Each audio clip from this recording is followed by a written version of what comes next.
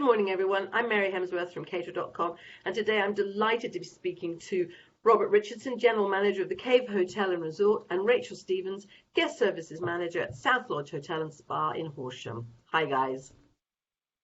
Hi, Mary. How are you? I'm good. How are you? Good. Right. Okay. Today we're going to be talking about leadership and mentoring. And my first question to you, I think both, is a leader a mentor, or is a mentor a leader? So I'm going to start with Robert. Robert, what are your thoughts on that? Okay. Well, I think I've said to you previously, whenever anyone says to me the word mentor, I see Gandalf. Don't know why. It's an automatic reaction for me. And whereas I think a mentor is many things, you know, a guide, a counsellor, confidant, an angel on your shoulder even, I think that's also a leader. Okay, so if you're a leader of a team or a leader of a hotel or any business, to be fair, there is a part of your role where you have to develop your people and guide them forward through training, through expectation, through example. And I think you could argue there's a lot of blurred lines between a mentor and a leader.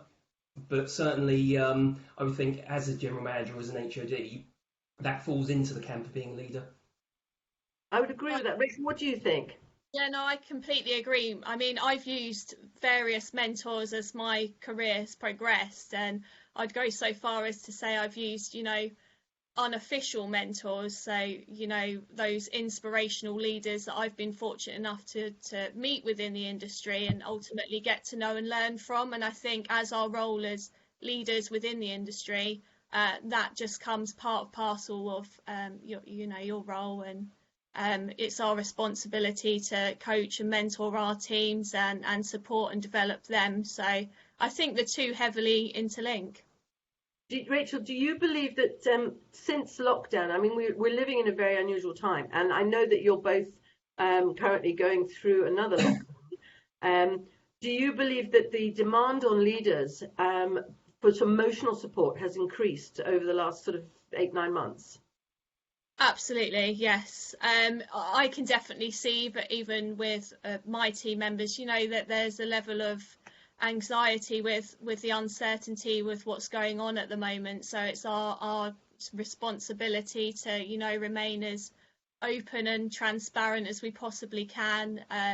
Whenever I've been sort of informed pieces of information, I've always made a point of getting that out to my team as quickly and as promptly as possible, so they're not all sat worrying and panicking about things. And it's just important that you're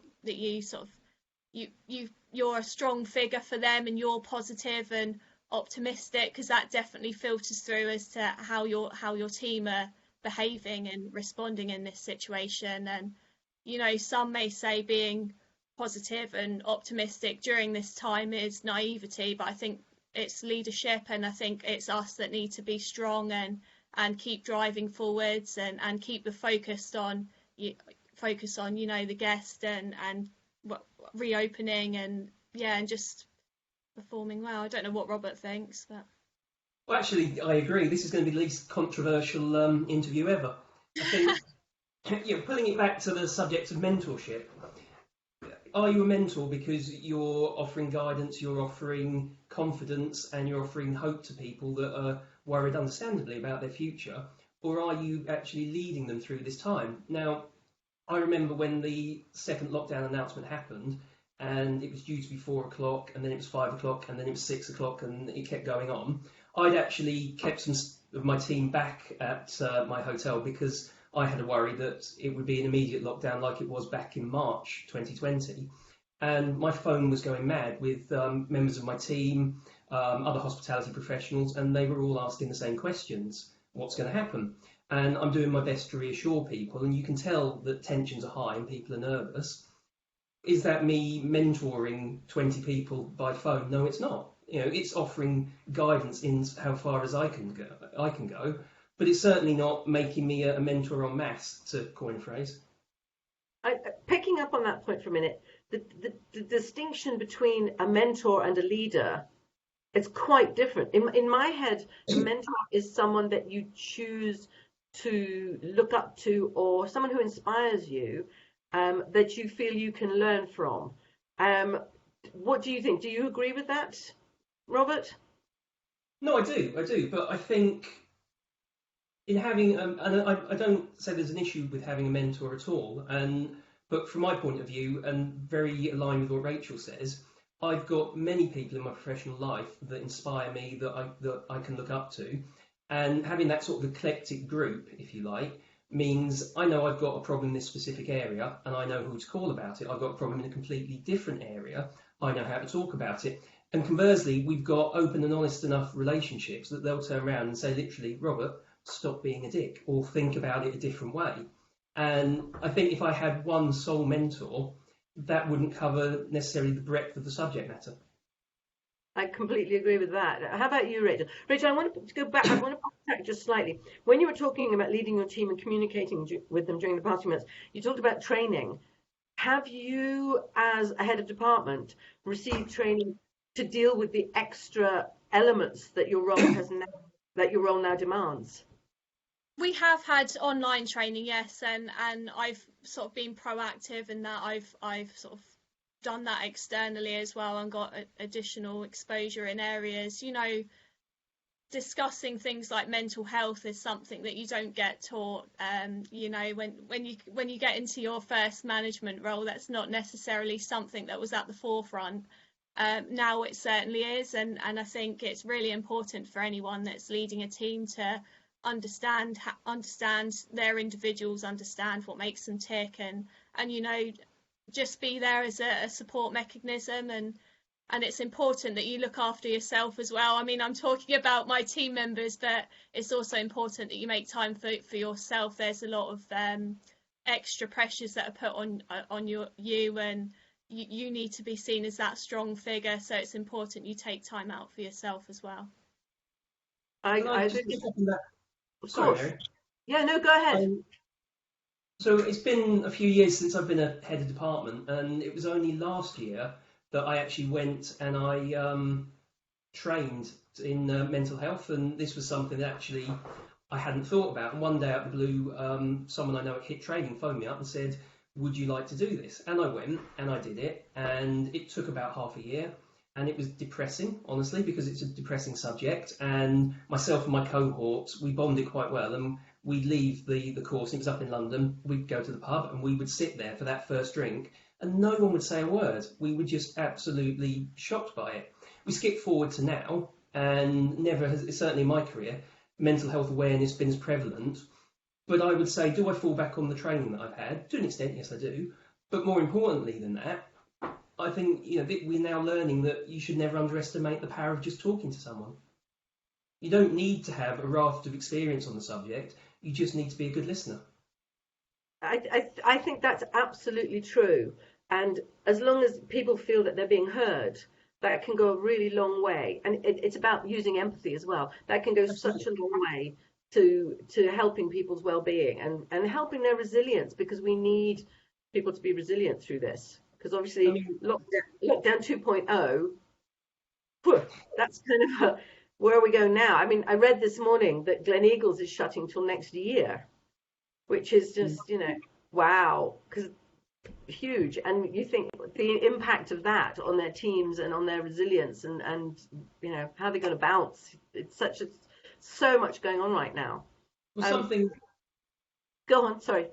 Something I heard just this last week was about a very senior business leader, and this person had numerous businesses in their portfolio, high pressure job, high net worth individual, and due to COVID, he's no longer in that position through no fault of his own. And currently he's in a mid-level role in essential retail. And it just got me thinking, firstly, how would I react if that was me? Yes. And I had certain feelings on the subject. Conversely, how would I react when hopefully this person re-enters our industry, which I'm sure will happen because our industry is absolutely going to come back, and how, if I was the person that had to guide them through that transition, how would I do it? And I think certainly the first thing that came to my mind is this person's perception of their role, of their value in the industry, and certainly how the industry works will be affected, potentially negatively. They've worked in a different industry, so that will refresh how they operate and how they perceive things. So it just became a really interesting, almost internal discussion.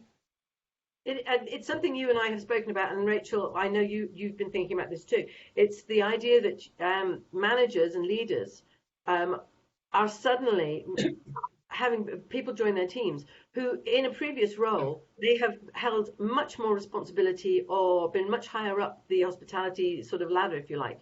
And now, as a head of department and a general manager, you're having to manage and lead people who may have years more experience than you. And I just wonder how you approach that. What are your thoughts? And I'll start with you, Rachel.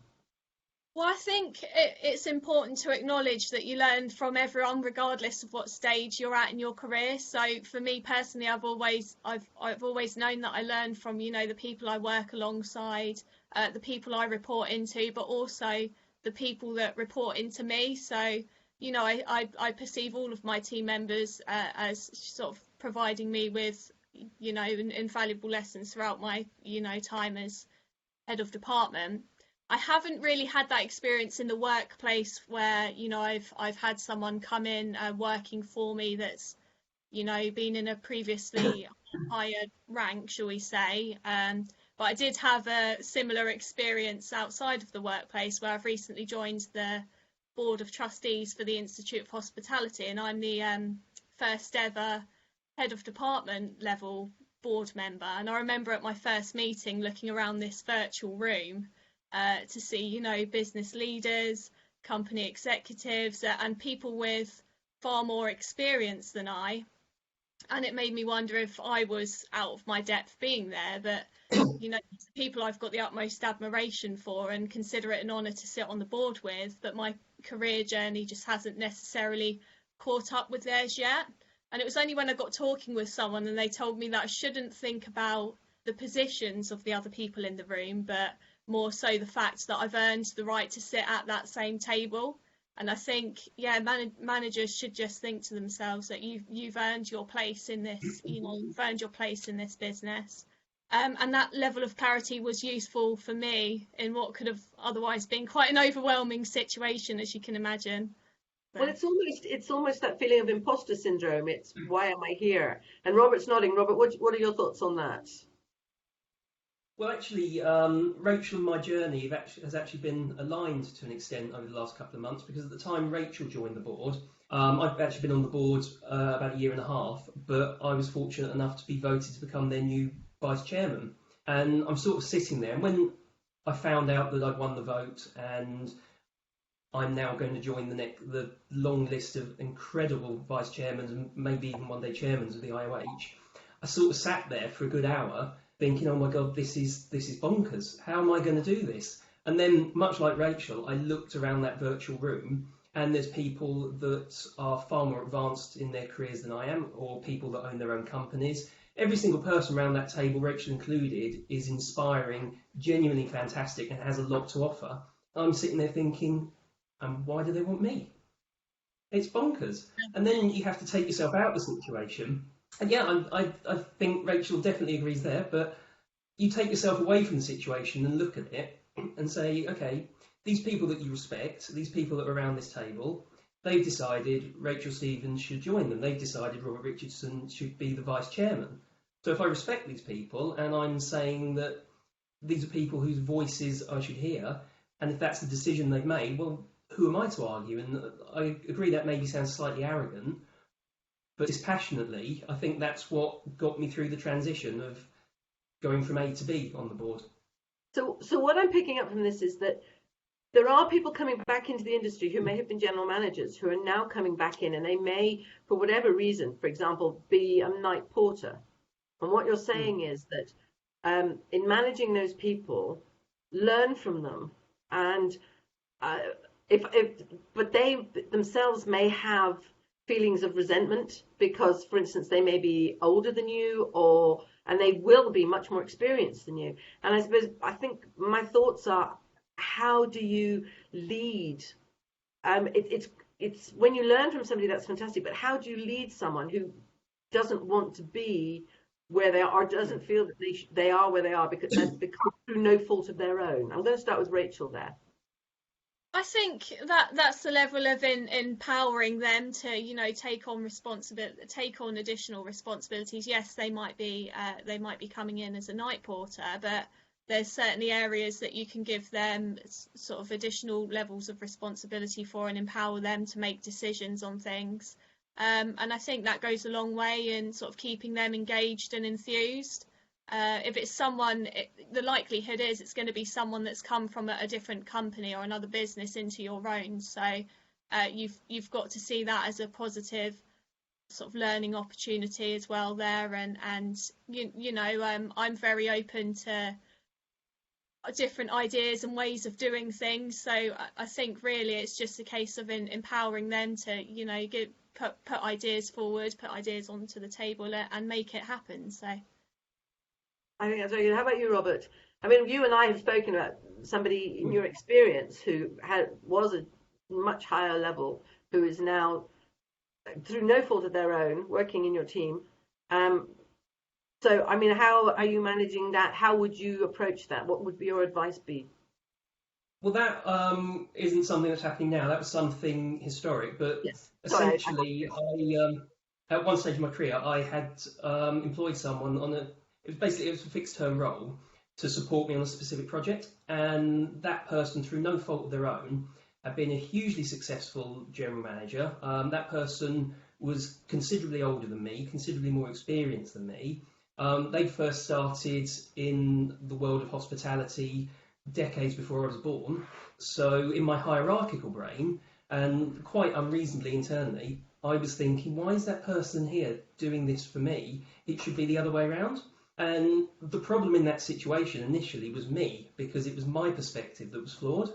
And I think when you've got someone in that situation, obviously you have to be respectful of the journey they've had and how currently they've ended up at the destination they have so far. And you've got to appreciate that their perspective will be influenced by the fact they have far more experience than you, and potentially they might be resentful of the situation. Certainly, to be fair, they weren't resentful of me or the business or what they were doing, but you can understand that. And I think you're walking a very fine line between bringing someone forward and hopefully bringing up their self-esteem at a time where it might be low, they might be depressed, their mental health might have suffered, and in moving that forward, keeping in mind obviously we have a job to do at the end of the day, you've got a real risk of it turning into an absolute omnishambles. Conversely, you might be able to turn the situation around and draw on them. And I have to say, I learned a lot from this individual, and they've gone on, they're back doing what they love, they're GM of another hotel, and they're doing fantastically. But it was almost a very awkward time. Yeah, I completely appreciate that. And as we go through this second lockdown and into the new year, there will be amazing people, hospitality people, who, through no fault of their own, will be looking for new roles. What advice would you give them? I think for me, it's about putting aside what you've always done in the past. Maybe core skills. I don't know, Rachel. What would your advice be to a job seeker going forward? So I would just say be very open-minded. Don't necessarily stick to what you originally had planned. Just be open-minded, and if it is a case of you're going into an industry that is booming and thriving at the moment, just in the meantime to sort of tick you over, just look at the companies you're going for and think what value they're going to bring to you. For instance, I don't know, you might end up as, an Amazon delivery driver or working in the warehouse, but it's, you're still going to learn sort of logistical things and skill sets that you can then bring back into the industry when it has sort of built itself back up again and it's thriving. So, and I think as industry leaders we need to identify that there will be this feeling of disconnect from the hospitality industry, and we do need to keep supporting and engaging with these people and inspiring them. So I've personally done a few virtual series where it's always been a positive message and it's kept people informed and connected during this time. I mean, we've all got individuals that have been absent from the business for very long periods of time, so we need to keep them engaged and enthused and ready for when the industry does bounce back, which inevitably it will do. I couldn't agree more. And Robert, what are your thoughts on that? I don't think actually I could have said it better than Rachel, to be fair, but I think we have to approach things with an open mind. We all have skill sets. One of the best things about hospitality is it's multifaceted. So your skill set is broader than hypothetically if you're working in retail. Of course, there being nothing wrong with retail. And maybe you will have to take a bit of a career change at the moment through circumstance, but who's to say that's not the best thing for you? Sometimes things happen for a reason, and maybe that's it. Now, I know of a colleague that has exited hospitality because the role's not there anymore, and they've gone into a logistical job, and they are loving it, and they're now qualifying in it. And would they have chosen that? Probably not. But they're there, and they've turned around and said, actually, this was a really good thing for me. We're hearing those stories, and we want to welcome those people back. And I quite agree with Rachel's point that, let's keep our arms open and keep in touch with our colleagues, even if they've left the industry, because if they were good enough to be a GM or whatever in the past, they'll still be good enough when this is over, I think. Finally, we started talking about leadership and mentorship, and we've talked about managing with empathy. Is there anything else? I mean, do you believe that now is the time for leaders to step up? Because during lockdown 1, everybody was offering online classes and events to attend, and master classes and stuff like that. Lockdown 2 is a very different fish. It's a shorter lockdown, we hope, but it's a very different fish. And do you believe that now is the time for leaders to step up and take on almost a mentorship role? And if you do, what kind of training would you recommend that they get? So I'm going to start with Robert for that one. Okay, I think there's no prescriptive guide of training out there, how you inspire people during lockdown, and maybe that's something we should get out and make a fortune, because there's obviously demand for it. But I think something, and this actually only occurred to me last night, and I was talking to someone, and I'm going to go off on a tangent, and I apologise, but it occurs to me, and coming back to how we started this interview today, when we're talking about resource right now, there's so much out there. Videos like this, a lot of content caterer.com, the Institute of Hospitality, Master Inn holders are putting out there is really, really useful. Obviously, we're doing less at the moment, as you've just said, than we did in lockdown 1. But conversely, you look at the rise of social media, and you look at business leaders or people leaders or whatever, what have you, out there, and social media predominantly is a career progression for them, where they're posting their highs, their lows, their achievements, and we're almost becoming individual stories. So it's not Rachael Stevens the professional, it's the story of Rachael Stevens, and people will look at that and they'll see the heights that she's aspiring to and hopefully follow suit. And right there, you've got a resource. And I think, certainly talking to people, talking to my network, that's what a lot of people are doing. So when we talk about should there be a guide out there already is. So everyone, probably you should start following Rachael on Twitter. That's one heck of a recommendation. Rachel, what about you? What are your thoughts? I think, when you say is now the time for mentors and leaders to step up, I think, we should, it's our duty to look after these individuals anyway. So even, regardless of the situation, you need to be taking care of your teams and looking after them, even, when the industry is thriving and doing what we do best. So, yes, with regards to sort of any training programs we should put out there, like Robert said, I think just utilising on, so many different hospitality and inspiring hospitality stories that we've got out there is enough, to keep people engaged and enthused and inspired. And there's so many individuals in our industry which are more than happy to, their inbox is always open, or their phone, they're always open to support and provide guidance where they can. So that's something I'm really proud of within our industry, and I think we're unique in that respect. So yeah, it's that thing of everybody, the hospitality family, everybody's coming together and supporting each other, which, as you say, in other sectors you don't see. On that note, I think we'll end. Thank you both very, very much for taking the time to talk to me today. Keep doing what you're doing, because it's clearly working, and I hope that I get to interview you both again soon. Take care and enjoy the rest of your day. Thank Bye. you. Us. Bye. Thanks for having us. Bye bye.